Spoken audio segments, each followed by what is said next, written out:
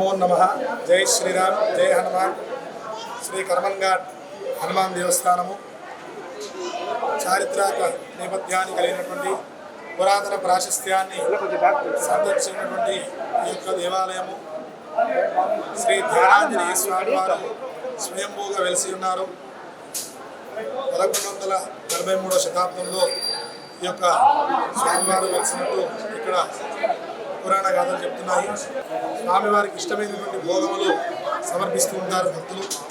అదేవిధంగా ఎంతోమంది భక్తులు వారు కోరుకున్నటువంటి వారి యొక్క కోరికల మేరకు ఇక్కడ స్వామివారు భక్తుల పాలిట కొమ్ము బంగారమే వెలిసిన్నాడు. కాబట్టి ఎవరైతే కోరుకొని ముడుపు కడతారో ఆ యొక్క ముడుపు కట్టిన 41 రోజుల లోపు అది న్యాయమైన కోరిక, ఎటువంటి కోరికైనా సరే ఖచ్చితంగా స్వామివారు నెరవేరుస్తాడనేటువంటిది అనాదిగా వస్తున్నటువంటి ఆచారం.